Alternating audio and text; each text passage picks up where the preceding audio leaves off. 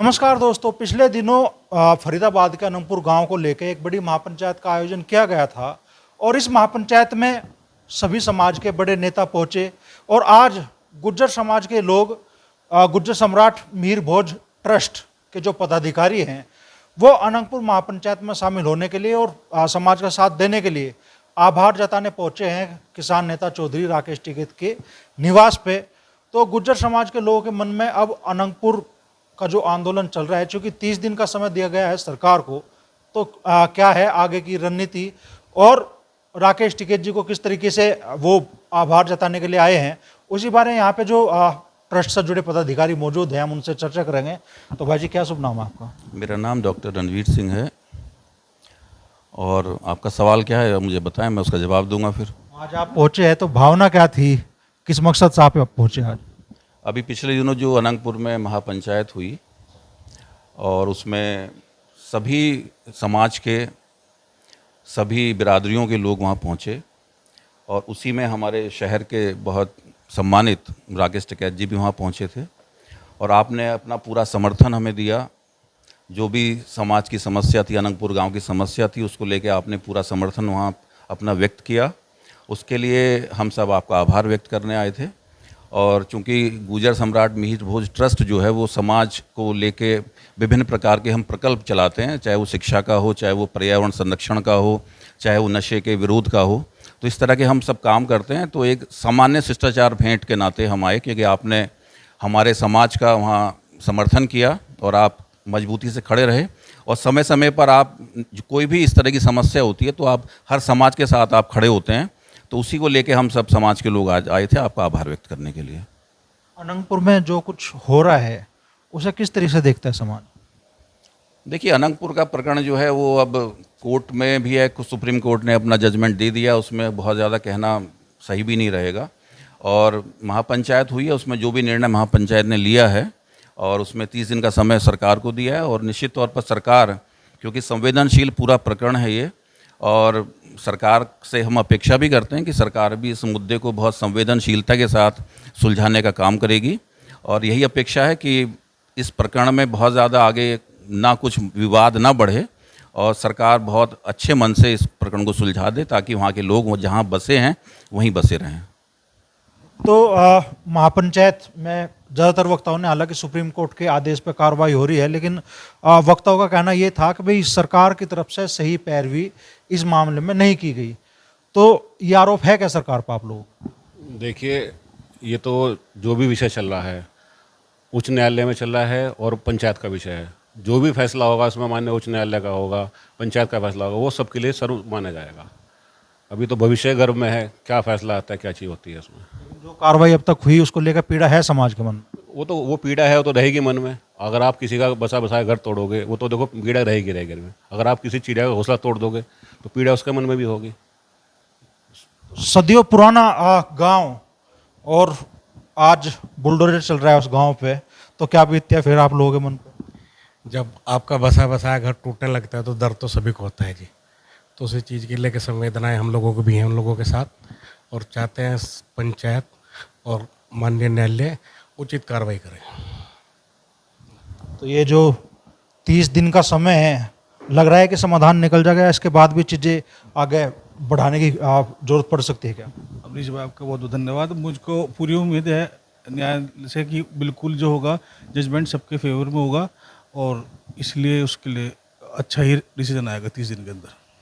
आपके लिए क्या कहना चाहेंगे उनके योगदान के लिए? बहुत धन्यवाद कि वो हमारे बीच में आए, हम उनका सहयोग हुआ, उनका हम पूरी आज यहाँ पर उनका धन्यवाद करने की आवाज़ पर आए हैं। तो राकेश टिकैत जी भी यहाँ मौजूद है। अनंगपुर को लेकर उनके मन में क्या है और क्या लग रहा है कि भाई ये लड़ाई अब आने वाले दिनों में क्या मोड़ लेगी?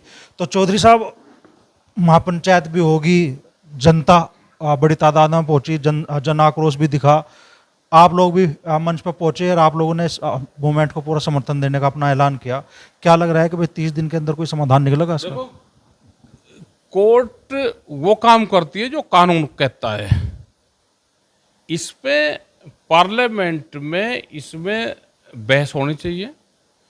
जो जमीन का विवाद है वो पार्लियामेंट में इसमें कानून बने। कानून बन जाएगा तो सुप्रीम कोर्ट भी उसी जो कानून बन जाएगा उस पर सुप्रीम कोर्ट अपनी मोहर लगाएगा।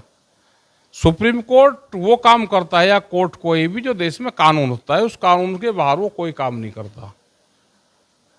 ठीक है, अपना कानूनी पहलू में करना चाहिए और इसमें जो भी चेंजिंग होगा वो बहस होकर पार्लियामेंट ही कानून बनाता है।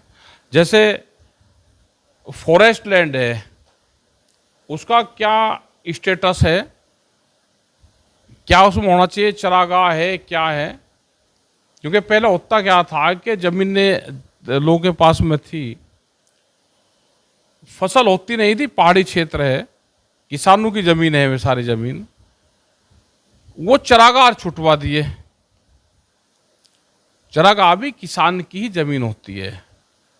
अगर कोई उसमें फैसला आना है, कोई चीज़ आना है तो हमको एडवोकेट टू से बात करनी पड़ेगी।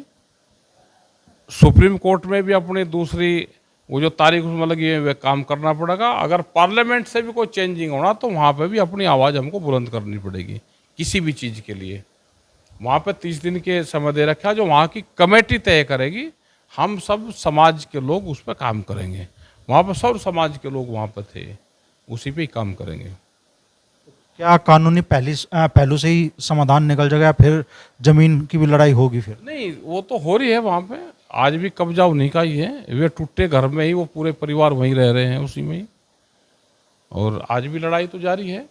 लेकिन कानून क्या कहता है, फॉरेस्ट लैंड है क्या है, अपने दस्तावेज उन्होंने दिए हैं, क्यों वे तोड़े हैं, ये पता चला कि उनका नक्शा नहीं था इसलिए तोड़े, तो इसका मतलब ज़मीन किसान की थी, नक्शा नहीं बनवा तो इसलिए तोड़े। तो ये साजिशन हो सकता है। ये जैसे किसी आदमी को प्रेशर में लेना हो तो उसका मकान तोड़ दो, नक्शे के हिसाब से तो 40% मकान बिना नक्शे के ही बन रहा, वो तो टूटेगा उसका मकान। तो ये सरकार जिसको तोड़ना चाहो तोड़ सकती है। जैसे आप पूरे आंदोलन पर नज़र बनाए हुए हैं, क्या जरूरत लग रही है, क्या लग रहा है कि एक बार फिर से बड़ी महापंचायत? अब वो वहाँ कमेटी तय करेगी, हमने सबने जिम्मेदारी कमेटी की दी है, तो जो वहाँ की कमेटी है वही तय करेगी, वही कोर्ट में अपना पहलू रखेगी, वही समाज में रखेगी।